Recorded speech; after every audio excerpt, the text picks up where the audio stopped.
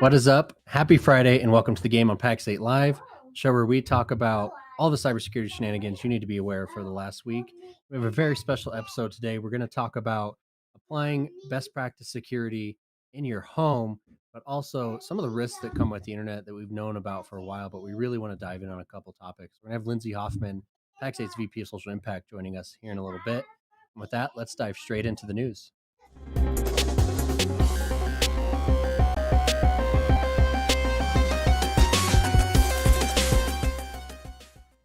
What's up, Matt? Man, it's great to see you, Dom. I'm back home. I've got a brand new Huntress t-shirt on, which makes me very happy. That calls out some hackers, and I won't turn around and show what the back says, but it's pretty awesome. Yeah, it's a great day. How about you, man? How are you? I too am wearing a cuss word, but it's neatly hidden. But it's good. It's getting a little stormy here, so if you hear a little thunder, it's nothing panic. Just a little Colorado spring. Sure. Well, you know what? Let's get right into the news articles. We're going to get started. We've got a cool show, though, and I'll get to it here in a second. So Dallas under pressure as royal ransomware group threatens leak. And as they go on to say, we're going to indicate that all the data will be leaked soon, says the ransomware group. This was shared on May 22nd, so just a few days ago. And basically, they say that they have, quote unquote, tons of personal information of employees, including contact information, credit cards, social security numbers, passport data, all the juicy bits about those humans, right? All that, what do we call it, Dom? PII, or personally identifiable information, right? And so we have a lot of this in there. What are your thoughts on this? This is a city being double extorted, and this kind of goes back to what you and I talked about, a while back. It's a little bit of an older attack, so it's interesting to see it's rearing back up now. 2 weeks, I think, was the time frame on this particular attack. So yep.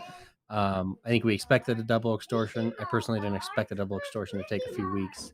Sure. But it is what it is. Obviously, any employer maintains a ton of information about their employees.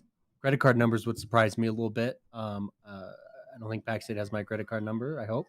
But I think it's I don't find myself needing to pay Pax8 very often. Not so very I have often. to question No, what drove that. Are you like, listen, you're paying for those uniforms, bro. Right. Listen, maybe I need a credit card on Club, file. If you come back with a hole, negative. Yeah.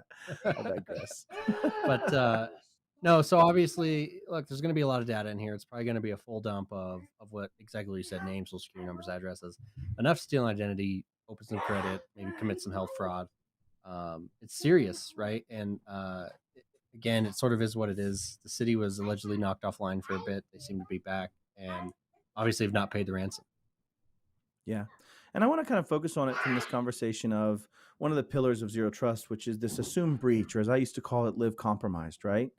So I know a couple of things have happened here. Dallas probably has not paid the ransom, therefore the double extortion, right? That's obviously indicative of that. Right.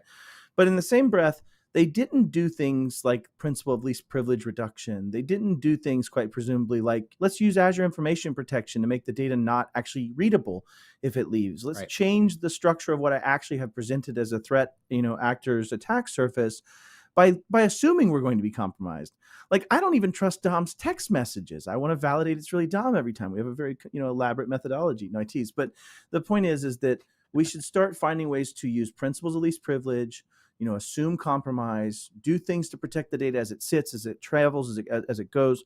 I just said travels, so I let a little Southern come out there. I apologize. But but the point is, Dallas seems like they're still not paying. And it'll actually remains to be seen what data is involved and whether or not this actually comes to fruition. So we'll see as Dallas is not the only municipality that's behind. Dallas is a decent size metroplex. I would venture just about every large metroplex is well and far behind the curve. Absolutely, as is the federal government, if we're being honest. Yeah, we're still waiting to get back into InfraGard, right, Dom? I just got another email this weekend going, hey, we're almost done with this second process. We promise after these next background investigations, it's been going on. Yeah, I'm standing up for sure. Dark Web Monthly. You can't use that against me, though, in OSINT. I do try to hide it pretty well. This is not some brand name standing desk. So anyways, I digress. Let's move on to the next article. And I brought this article up. It's an oldie but a goodie. It comes back, and I actually saw some other chatter since then, but this is a Krebs article back in December of last year that was talking about how they actually had people hacking Rings cams, and there's even been discussion about some accounts being compromised after this. to simply gather information about where you live or to watch as they get done with their illicit behavior, right? And the reason I bring this up is it ties right into the whole conversation about this, my house, and me being in my house more and all of that. And one of the things that stands out to me is that when you talk about swatting, it's someone calling the police and saying, hey, there's a man in the house with a gun and he's going to shoot his wife. And then they essentially watch on the camera as the police come in full riot gear and break down the door. And hopefully nobody gets shot and hopefully everything's fine. But there's been tragic cases where that hasn't been the case. And so when you start thinking about this, how do you do things to protect yourself and do things to make sure that you reduce that online footprint and what that attack surface is, right? When we talk about protect surface, it's all the stuff we own that we love that we want to protect. But attack surface is what we choose to let people see and attack. And a lot of this comes into making decisions that we'll talk about a little bit later in the show. But this is one of the things that keeps coming up is, are the home devices part of the cyber kill chain if someone's attacking you or your company? Dom, do you have any thoughts on this particular one from back in the day there? Yeah. You know, I have a smart doorbell, right? It's got the camera and all that jazz. And I have cameras on my house. I won't share what brand, but the key is that they are outside, right? There is no recording of events that happen in my house where I perhaps like change clothes, right? Like where certain things could get captured that I would prefer not to be captured. And that's a cognizant thought I had. I want the ability to see my front door for, package pirates and everything else, but I don't need to remotely see the inside of my house, right? That's just not right. a thing that so I've leveled out my risk tolerance with that. So that's the biggest consideration. Every single one of these, I don't care if you have a home DVR, like unified type system, you can see it remotely. Someone else can get in and see it remotely with the right TTPs. So you really have to bear that in mind as you're thinking about implementing these systems in your house. And I'd wager for you don't particularly want people to see the audit sweatshop you're running there, right? If I've seen the auditors running around in your house. Yeah. So it's probably tied into that from a camera perspective. No, that's sage words, man. Absolutely. Is at least be cognizant, make a decision, determine risk. These are all themes that you're talking about with businesses and that you're talking about as MSPs.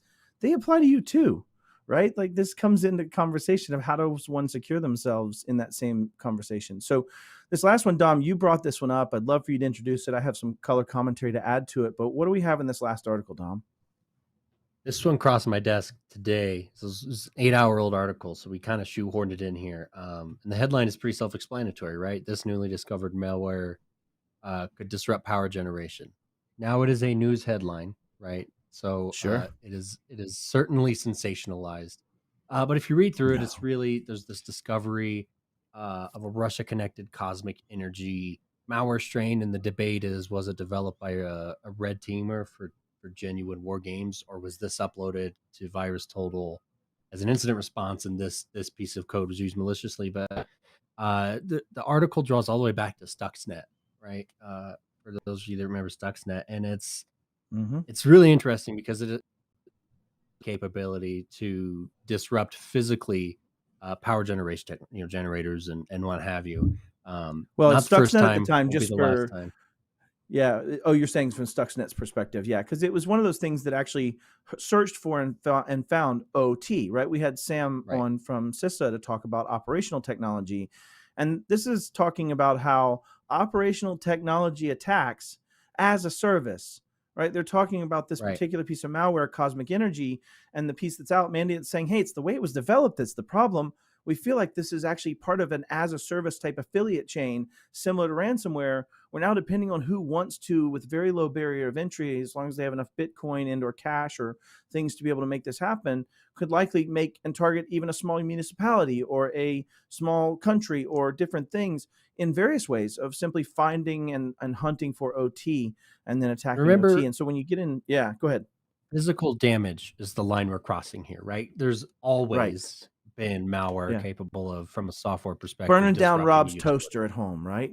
Right. But if it creates physical damage, right? Remember, some of the components in our power grid are virtually irreplaceable. Like literally, you could read up on this. We won't get in the weeds, but causing physical damage to that could be catastrophic. Now, please read the article because we don't want to over sensationalize this. This is not an active attack that we know of. but it does go Sure. through some of the limitations that they discovered on this particular strain. It's not as advanced as one that would cause me great concern, but it's interesting. It shows the direction that cyber warfare is likely to go if there were true cyber warfare happening, and that is using cyber to disrupt critical infrastructure at a physical layer, because we can all recover from a digital event. It is much more difficult to recover from a digital event that broke a physical piece of equipment. Yep. 100%. And to tie it back to home, since that's the thematic aspect of this from the show, if you look back about a week and a half ago or so, Dragos had an event. So if anybody doesn't know, Dragos is actually one of the most amazing forefront of MSSPs, if it was ever to give out that stamp, that is focused on helping the ICS or the industrial control systems side of things, which typically comes into power generation, which typically comes into a whole bunch of other things. Oh yeah, ICS, we got a ding up there. I don't want to miss that. Yeah, we got to get our points, right? But industrial control systems. And what happened was they released it, and I'm summarizing pretty heavily, but they released a notice talking about how they'd just become compromised, that they had found a threat actor inside their system, and that they were able to find that and limit it down. And why were they able to do that? It was basically because of principle of least privilege. They saw that this new person being hired was all of a sudden trying to check things they shouldn't have had access to. It was actually out looking for things to use and abuse against them. And so they found them, and that's through that whole live compromised conversation we had earlier. But additionally, why does this matter for home? Because the threat actors compromised this person before they were ever hired by Dragos. They attacked them at home on their personal accounts. They intercepted the email from Dragos. They said, hey, I want to set up my company credentials. I need my laptop shipped to a different location, blah, blah, blah. And that one might not be exactly correct on how they intercepted the asset, but they were able to get onto an asset and start acting as that person, because they intercepted being that person before they ever had all the checks and bounds in place. And so when you think about that, it's really interesting to see that the threat actors are trying to move the needle on attacking physical infrastructure. Not just such a highly sophisticated attack too. I was genuinely impressed. Yeah. Well, and what used to be to attack physical infrastructure was flying a drone with a wire across it, right? You remember that one mid-year last year where they got caught with a down drone that had a wire. They're just going to drop across two wires on the power pole to short out a substation, right? You're looking at now being able to do this in a different way. Great call out though. Protect yourself at home, because it does apply to even critical infrastructure. If you got in at a Dragos, could you imagine how much stuff you could touch through that lens, right? And impact. So anyways. And can your company know if you hire someone and they go poking far more than they're supposed to? Because you should. You should know. That's why I always go poking at Pax8, just to get that nice reminder that there's people out there that want to the nice talk to me teams from the SecOps team. My activities. Hell yeah, you doing? It's fantastic. Yeah. Let's go to some brilliant words by Robin Harris.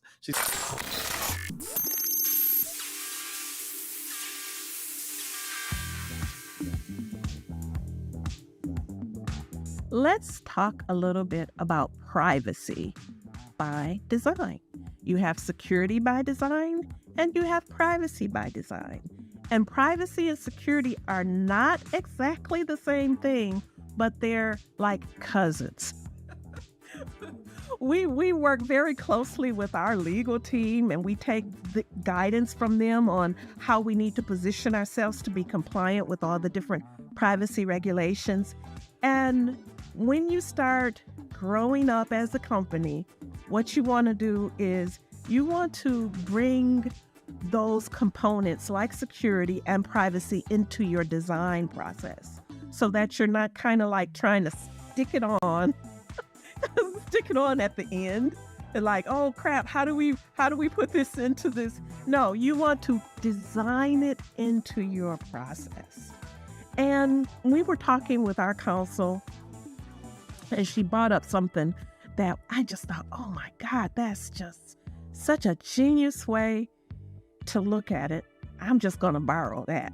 She talked about most companies think they own the data that they gather on their customers and everything, especially if you look at like social media platforms. They think they own the data because they make their money off of the data. But you know what? That's not your data. It's not yours. It still belongs to the consumer. It still belongs to your customer. It still belongs to your partner. That's their data. And you have the privilege of using it to generate revenue. And here's the thing. It should not be so hard for us to understand because you know what? We all have data. We all have data. And a child is born and they get a social security number. That child, that little baby has data. Our data is precious to us. Personally, the misuse of our data can disrupt our lives in ways that are unimaginable. We want people to treat our data respectfully. Isn't that what you want? Isn't that what you want for your family, your children, grandma who doesn't get this data thing? It's not a hard thing to wrap your head around because there's a golden rule. Do unto others as you would like them to do unto you. And this is especially true when it comes to data. And I know we can get real sloppy about data until we build out a data life cycle. If you don't know what that is, that might be a problem. When do you archive it? When do you delete it? When do you have to keep it for a certain number of years for legal or financial purposes? Who has access to it? When you go from one platform to another, how do you migrate it securely? How do you make sure you don't leave data sitting all over the cloud because you move from this tool to that tool?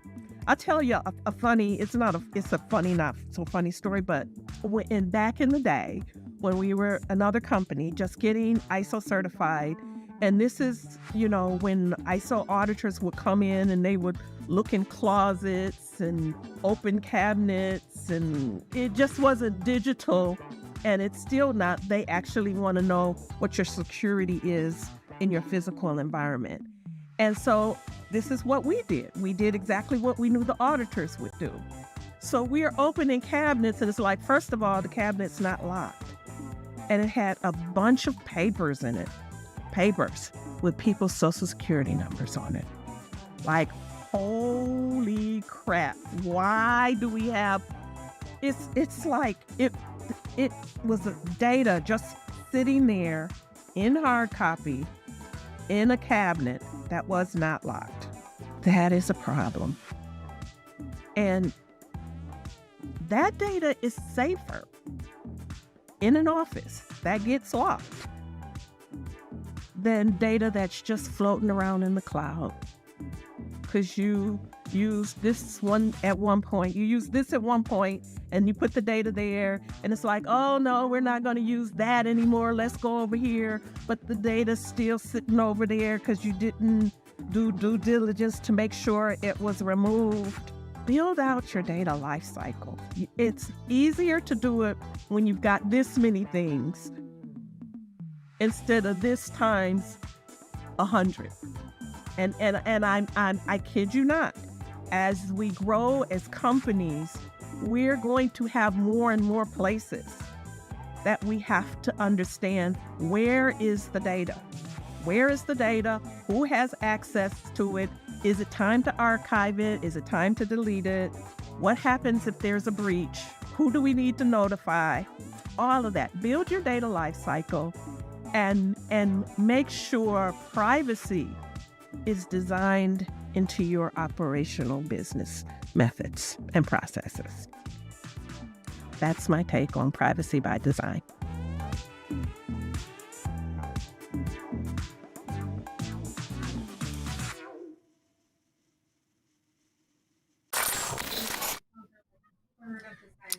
Man, that's something smart to say. Definitely continue to come back for level up segments. We continue to get them from her. And she does amazing work internally here at Pax8 based on everything she's telling you to do.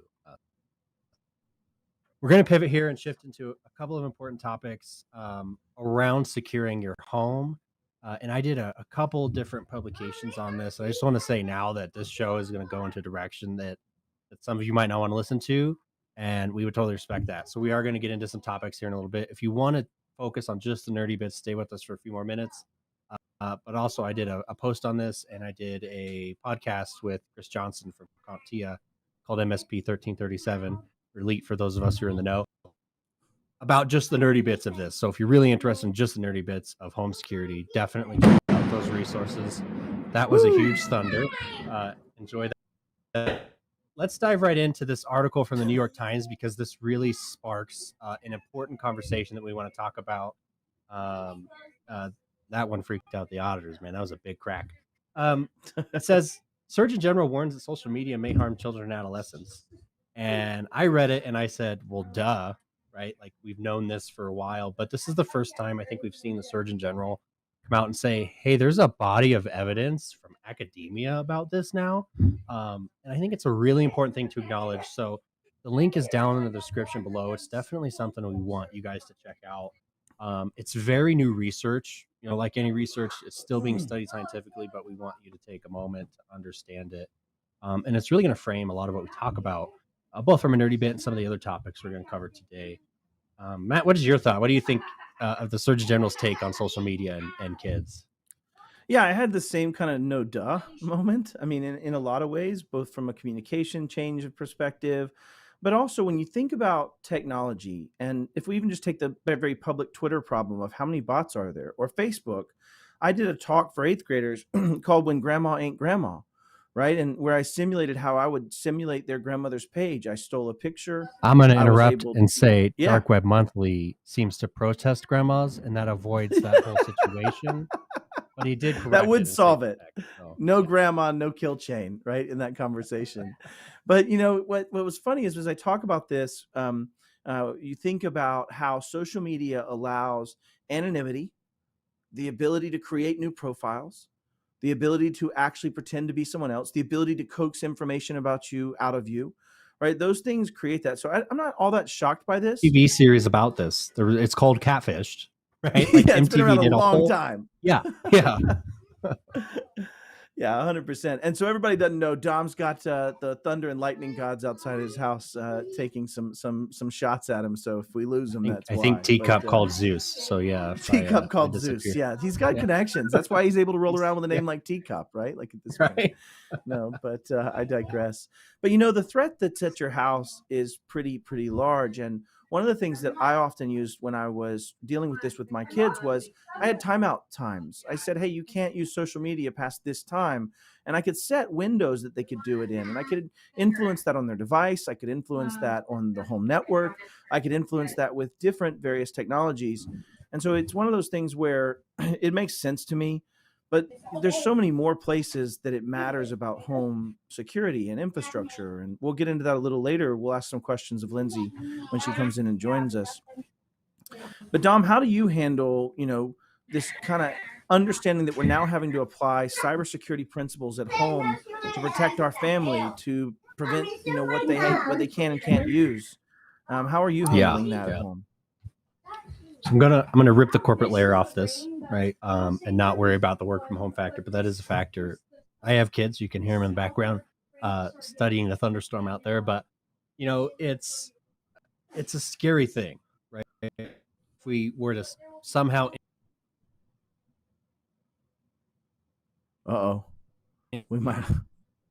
Am I blipping? You're back for now. I'm back. All right. So let me just sum it up as I've taken a simple approach.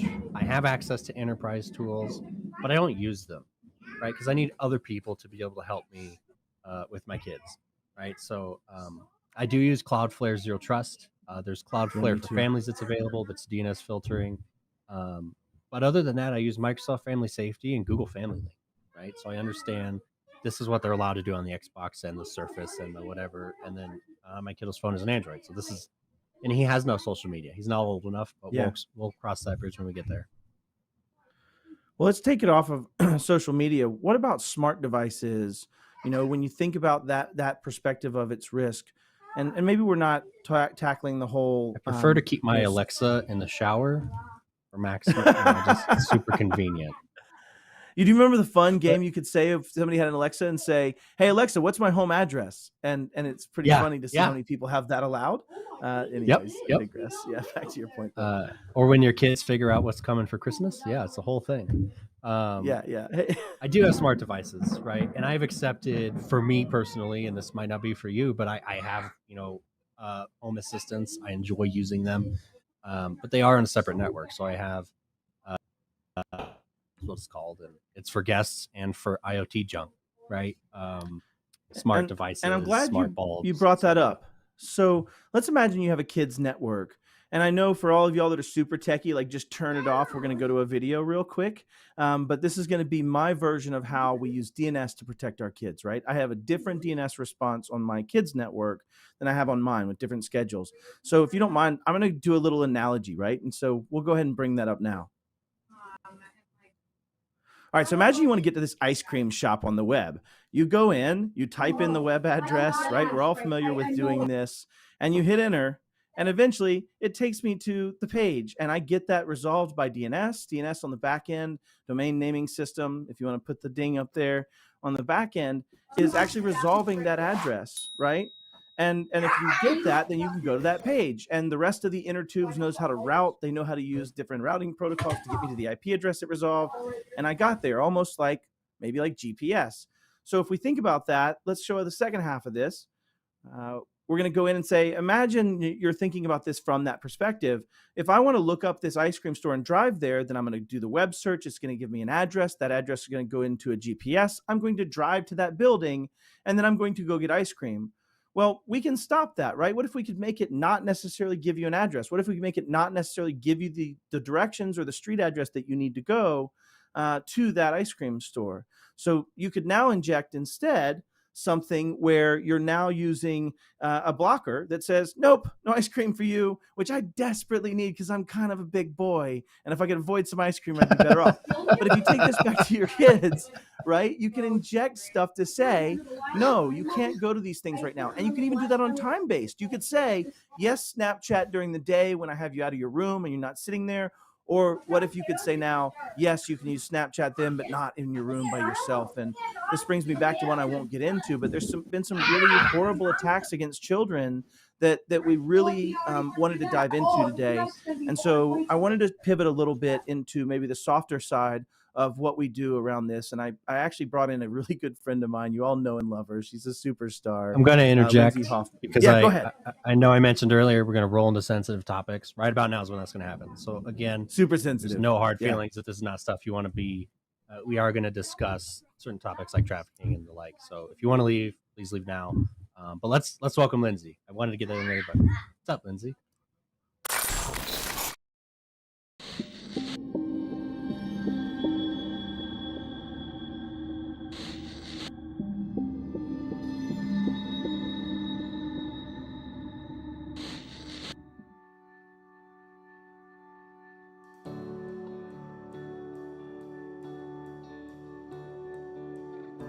So Everfree is a nonprofit that's focused on supporting human trafficking survivors.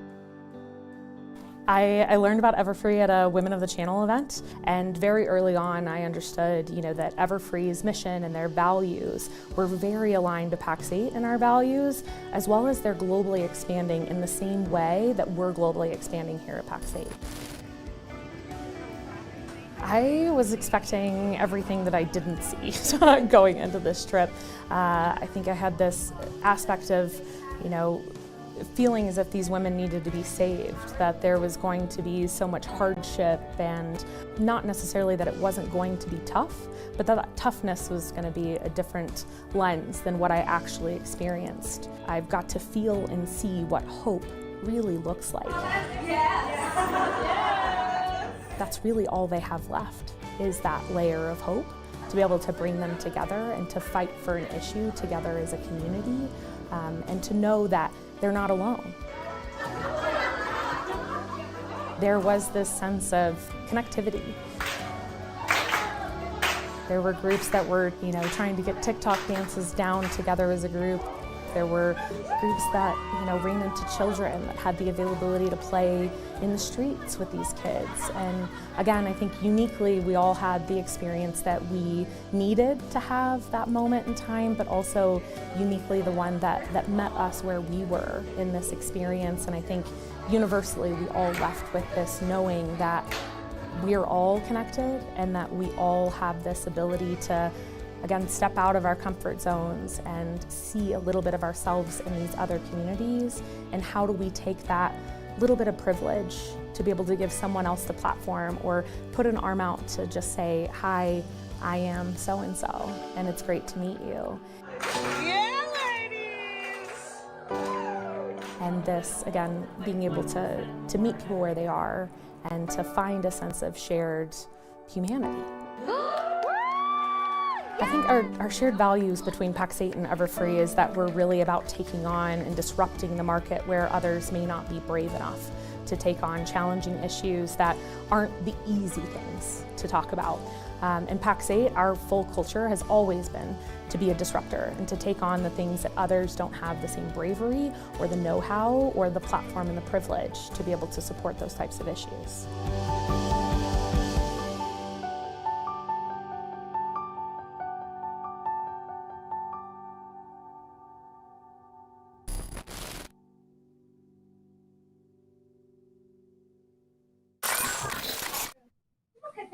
All right. We now have a third box that is occupied by an amazing human being, Lyndsey Hoffman.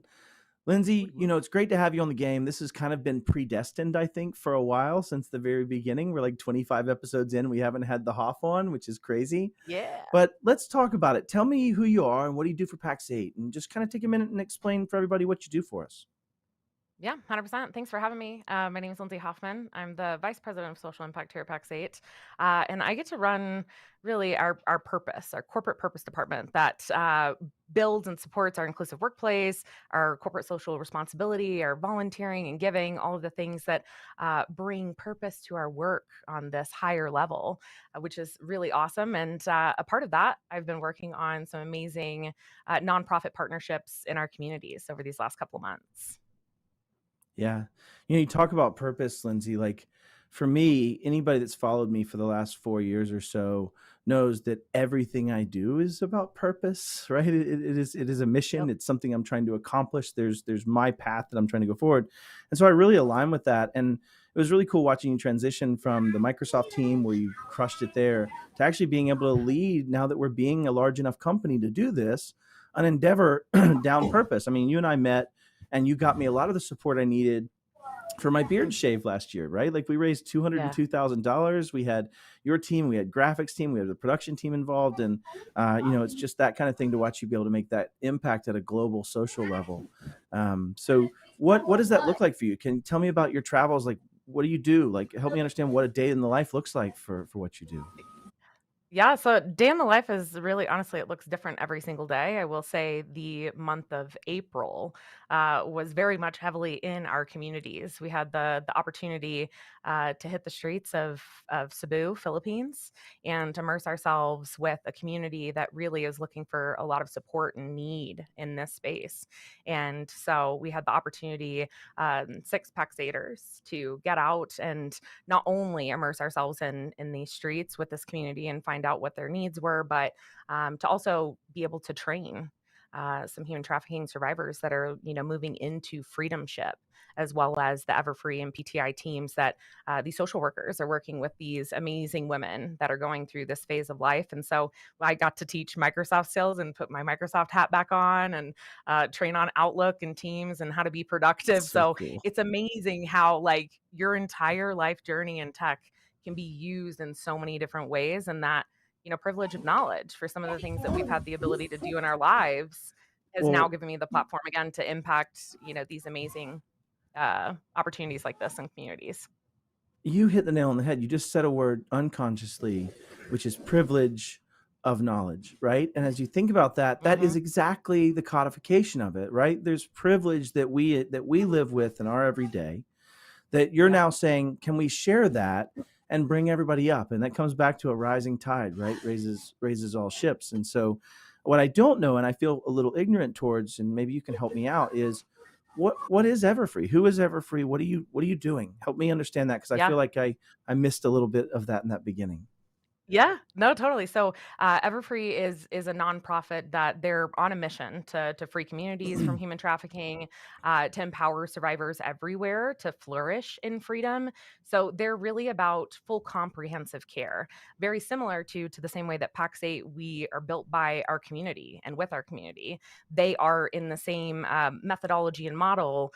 They're a new type of global organization that is building survivor led resources. So one of the things that they're working on right now, and one of the things that we're looking to partner with them on, is this new SaaS application that they're developing that's called the Freedom Greenlight app. And so they're wanting to scale this, survivor-led online tool. It's the first of its kind ever in the tech industry, and really, honestly, ever in the human trafficking prevention and, support system in this space. But it's going to help, identify root causes of exploitation. It's going to measure program impact all over the globe, as well as outcomes of different types of programs. Yeah. And then it's also going to connect a lot of the survivors that they work with. So again, that digital connectivity of how, like you said, we've all got a smartphone, right? Everybody's got social. This Yeah. is a new type of network to empower survivors to define what their own path to freedom looks like, which is super cool. Yeah. That's so awesome. I mean, in the sense of being able to empower somebody else in that regard and dig through it. But with this digital platform, connecting people together, shared camaraderie and understanding of it. But can you double tap in a little bit on how this is going to go to market as far as what they do and how they kind of solve this human trafficking issue, right? Help me understand that a Yep. little more. Yeah, so right now we're all in incubation stage. They are in development with survivors. They have what's called the CAB, Client Advisory Board. That's one of the groups that we got to sit down with in Cebu, and they're talking through how to create things with, unbiasedness and creating it for the survivors. And so I think the big thing to think about here is, really there's 50 million victims of human trafficking worldwide. Is really the Sure.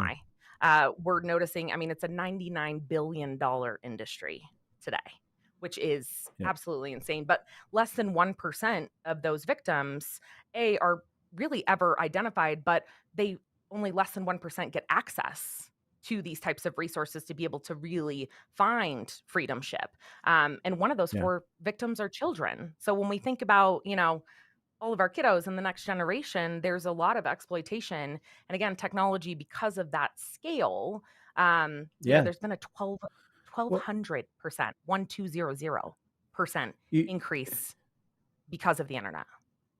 Well, you talk about that, right? We we just talked about social media, about bad for health. It doesn't even get into when your health is now kidnapping or extortion, sextortion, or other things that we might tap into and get some resources to Mhm. talk about eventually and bring on. But when you think about that, I want to double tap into one thing you said earlier. And it really is for me personally important, is that I sat on a funds distribution committee for about 9 years, and we would assess people coming in and asking for very large sums of money, whether or not it made sense to continue that program. And it was Mhm. always very, very hard to get the attribution, the program and success outcome numbers to be able to justify how much dollars per head am I spending as a donor to actually make an impact in a human's life. Am I $500 to make a single little tiny impact? Am I 10,000? Am I 40,000? And so for me, that was really tough. So you said something in there that in the platform, they're trying to determine efficacy. They're trying to Mhm. determine programs served and expansion. And I think that is an aspirational, but also, if done, a great way to continue the funding and driving that forward so they can continue their mission. And then the second thing I wanted to touch was when you say 1% get these services, you have to surmise there's a massive percent that never escape. And it's not Yep. just that they don't get the services, it's they actually never escape. And, it wasn't until just 2 years ago that cybercrime surpassed human trafficking and drugs and sex type attack work, right? And that kind of criminal behavior. So it's very interesting to see that you're tackling that in technology, while the adversary that's recruiting on social media, that's doing that normalization, that's doing the things that drive the adversary to win in those type cases, and is using the internet too. And so you're kind of using one to combat the other, which is really cool. So what Yeah. are we doing with Everfree? I noticed you traveled over and you did that. Are we in some way partnering? What are we doing? Help me understand that relationship We with Pax8. Yeah, that's a great question. So they are our corporate social responsibility partner of the year. So we'll have some opportunity at Beyond. There'll be some fundraising as well as some opportunity to meet their core leaders. If partners are looking to get involved in pro bono work, or if they want to help, just again provide perspective, funding, and just share in this space and have open conversations. Again, that privilege of knowledge that we have in the technology industry. How do we help guide gaps and things, but also how do we use our technical capabilities and our infrastructure to help develop these innovative solutions that can disrupt the human trafficking market? Because if you look at, again, technologies impacting it on such a rapid level, that Yeah. how do we now give back in that space to offset the rapidness in solutions Yeah. for innovation to support it? The other thing that you touched on that's pretty important, I think, is connecting people, right? There was a study on several of these things where people have connected that were on maybe even a minority of something, and that shared ability to change and shape outcomes. And you think, to your point, in the platform, getting support, getting training, grow those things, but also expand that and help others do the same thing. There's been several totalitarian regimes that in the last 10 or 15 years have had social media bands get together and out some of these people that were on these kill squads and do things that were part of these kidnapping squads. And so you're almost formalizing some of the infrastructure around how you might do that in the respect of human trafficking specifically. Is this a global problem? Is this just in some of the lower developed countries? Like, help me understand Everfree's mission space. Like, where do they try to help? Yeah, so it is a global problem. It's again, there's over what 50 million people worldwide that are live in this type of slavery and exploitation every single year, and again, that's 1 in 150 people. Like, that Yeah. statistic is insane.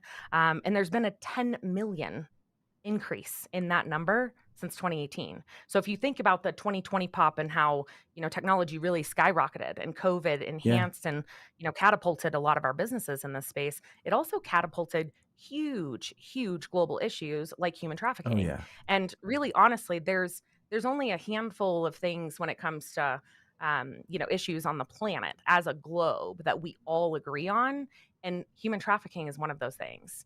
Every single country believes that it should be illegal. Every single country is looking to try to combat and try to support. And again, it's one of those things that the government and some of the systems that are already set up, it's where technology and technologists like ourselves need to step up in this space, because that's the missing of the knowledge to be able to meet this growing impact. And we should be able to be the ones to help them, again, have the platform and the infrastructure to be able to do the work that they need to do to meet it. I love it. That's awesome. And threat actors, we'll touch on a sensitive topic here, and I'll just say this again. I've seen 2 cases of threat actors that have exploited children. And I bring this up because when you think of human trafficking as you're working to try to combat, it also has its same corollary on the cyber side, right? Where they are using various methods of attacking children, and making it to where they take advantage of their lack of knowledge, their, to your point, recent time in their house instead of being out for most of COVID, as you look through that from a developmental perspective, which further enhanced the need to use social media, which leads all the way to the Surgeon General's conversation about social media and its impact on life. You've seen cyberbullying. You've seen all these things that play out that are human derived locally and also from afar and foreign, right, from that perspective. And so I love that you're helping tackle that while we're trying to tackle some of those cybersecurity challenges and drive some of that. And sometimes our worlds tend to meet. So Yep. in the yeah, go ahead, sorry. No, I totally agree with you. And I think, there's some studies that Polaris did in, they're a nonprofit that works in combating human trafficking as well. And their study showed that almost approximately 75% of reported human trafficking cases involve some form of tech. So it was like social media or messaging apps or, online classified platforms. And so when you think about again, the access to all of those things, it's just so valid in what you're saying. Sometimes you get chaos from thunder and you just wind up breaking the third wall, but Do we have some graphics that you brought along with us that we could tackle and touch on as well, Lyndsey? I'm just going to be that guy. Just broke the throat. I'm coming back in Yeah. from the wall, but here we go. Right. I love them. Like Dom knows about that thunder wall right now. We've got resources right now. Our new social impact landing page at Pax8 just launched. So you can check out Everfree through there. You can check out some of the work that we're doing in this space. There will be some also new information and some things going on at Beyond. So I definitely, like, if our partners are coming out, if you're going to be at that event, Everfree will be there with us. We're doing some fundraising, so you can hit up the Pax8 Club booth, and all of the swag that's purchased at Beyond from Pax8 Club, 100% of those proceeds will be going to Everfree to support, again, these centers that will help with college, with school for these women, medical care, housing, all sorts of the layers of their comprehensive programs. And then also, I think this is really, we're just getting started. The trip to Cebu was really to understand and get a sense of the community, the need to meet with their leaders, but to also get to meet with the client advisory board and to hear from the survivors that are living in freedom today, what they needed when they were in this situation, and to really hear the voice, the same way that, we build our programs, our platforms, and our products at Pax8. We ask our partners. We want to know what they want and how they need things supported specifically for them. So we're going to continue on those conversations. And again, we're just getting started in this space. Can I ask you this? And maybe this one's one you can tell me, Matt, it's too personal. Did you have any stories of what they needed that stood out to you, where someone said something that you just didn't expect, right? Like, wow, that was not what I thought I'd hear here. Help me out with that. Yeah, I will say the whole trip was like that, Matt. Well, that's not fair for my audience. They want to hear the details. No, I'll tell you the details, but I think we went in really honestly. So we taught multiple different sessions to the clients themselves, those that are currently in survivorship and working through their schooling. And so we talked about resilience, study habits. We talked about, self-care. We talked about goal setting, productivity, all sorts of different kinds of things. And I think, the group of us and the Pax8ers that we all, were teaching and leading these classes, and even myself, I had this perspective of, kind of what I shared in the little sizzle reel before we started this interview was like, everything that I thought we were going to go into, this level of devastation. I think human trafficking isn't a fun topic, so you never really know what you're going to see on the other side. And honestly, Matt, I saw a community. We spent a night of outreach in the streets, working to provide contraception, medical care, just share the resources from Everfree and PTI and how they can get, into survivorship and how they can seek the resources that are available through these programs. And I will tell you, it is wild. And it's not just this, this is like a trigger warning, I should say. It's not that, the things that are on these streets are just in these third world countries or these, developing countries. This is a multi-global issue that everyone is impacting on. And so when we saw Americans, in this same space contributing, not even aware of the situation that they're putting money into. And so I think it's really educating ourselves. And so I learned a lot, and it also demystified and dissolved a lot of my judgment, I would say, of this space, and showed me what hope really looks like. I've never in my life honestly felt what hope, like that word, feels like. We talk about hope all the time, but I saw it on a community level. Just everywhere, that if one woman saw us going through or looking for something, she'd go get 10, 15 more. It wasn't they're out for themselves. They're out to support everyone. And so that I think was really beautiful. You say prejudgment, right? And you think about this, and I think that's fair. You talked about cognitive bias and how we see things, and part of what the mission for Everfree is to kind of change that. But when you think about that, in my mind, to summarize, I would have expected sadness or expected, right, this abuse syndrome and some of those things. And what you're saying is instead you found resiliency and overcoming that, and community and willingness. And, one of the questions I'd have is are you seeing people lean in and take the resources, and see that actually, did they have engagement? Were they, you brought the one, brought the 15. I'm assuming that was the same thing that played out in the classrooms and in the conversations. Yes. Yep. And it was really interesting too, because as much as, we were there to support, I feel like I learned so much from this community as well. Like that was Yeah. what was, I think, so beautiful about it, is that, we're all on TikTok. Like we were making TikTok dances in the streets and I mean, some of these to put outreach it and fair, Dom and I are probably not on TikTok. So if I'm completely no, but you clear know what I about mean. this. Like social I know media, what you Not on mean. TikTok. stories. What? Not on TikTok. But there's like the little snip that was in the sizzle reel. We did Zumba. Like they're doing YouTube Zumba classes. This is just Oh, that's their cool. their 30-minute break in the middle of the afternoon Sure. to get energy reflowing. And it's like, we do that stuff here, And so Yeah. I think about, when we went out to the outreach night, we had the opportunity to work with somebody called Brother Paul.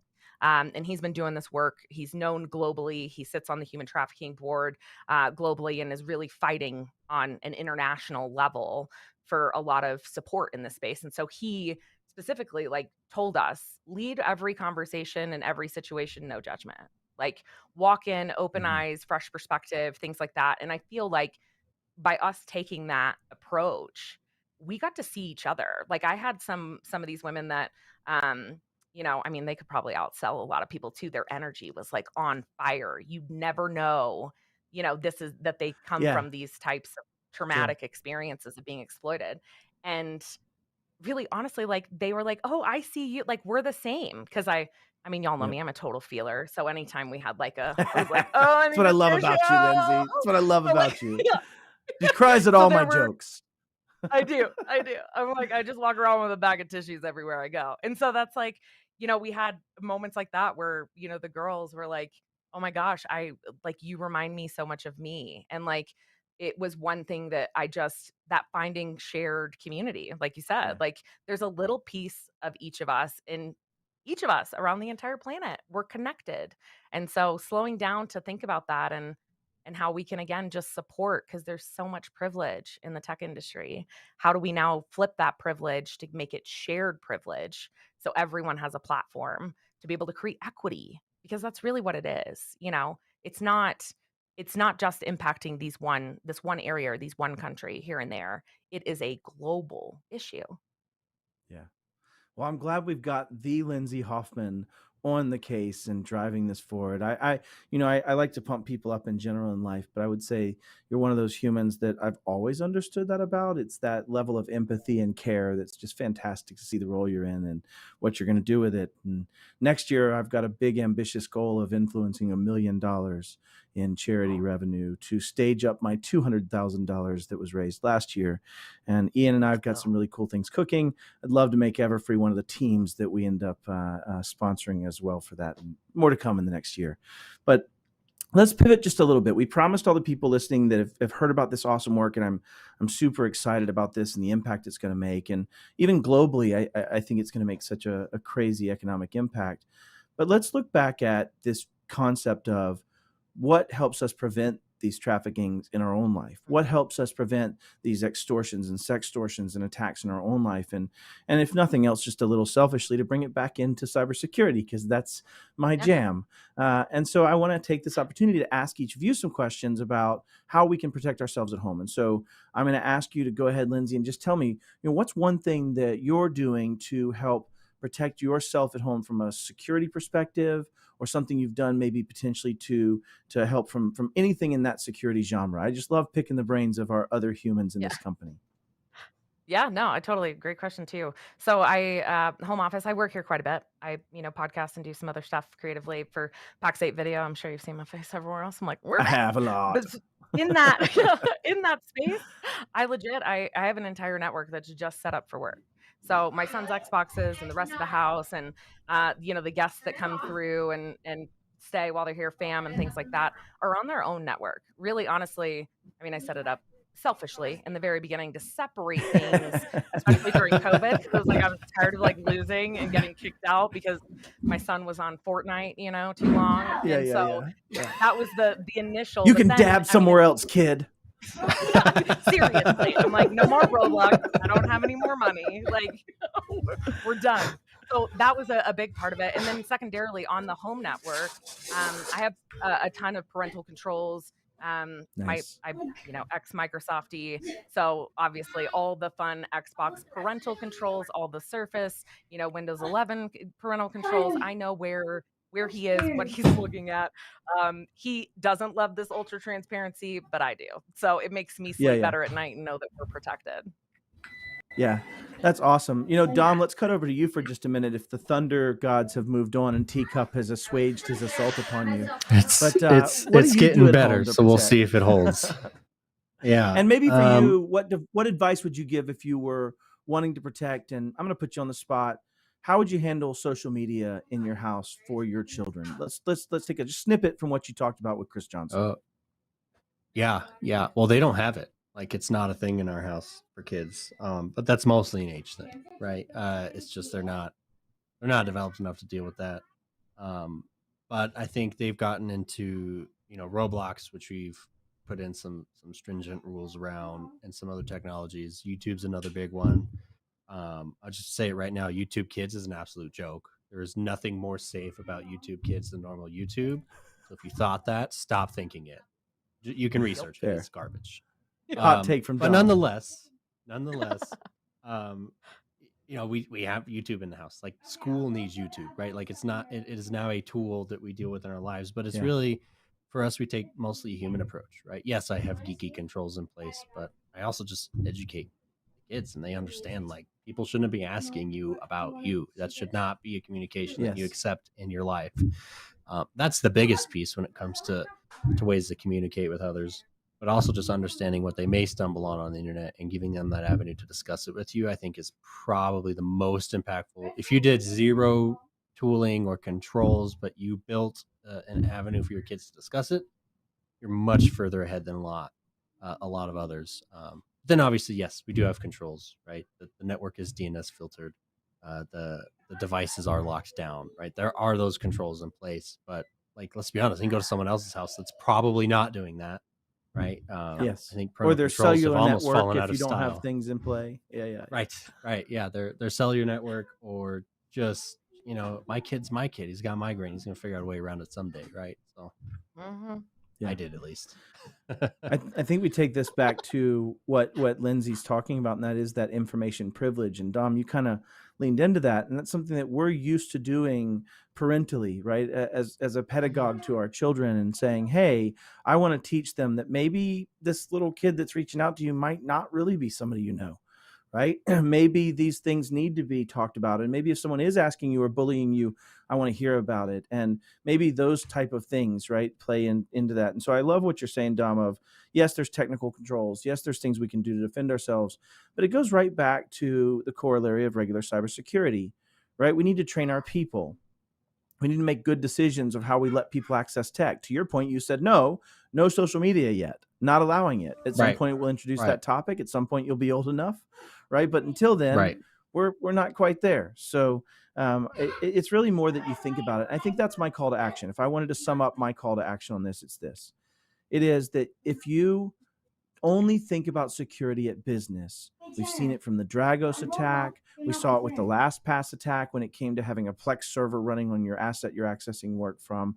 You see these things come into, if we don't train our people, if we don't think about ourselves and the things we've learned at work and try to do our best, technical or otherwise, to apply that at our home environments, teach our children about these things, set up protocols and things that are good sense, having a separate network. Like, Lyndsey probably gets more points than most executives I know for just simply having a separate network, even if made for selfish reasons. But Lyndsey, do you have any closing thoughts that you'd like to wrap this up with for me? Ask him if he has a separate network at home.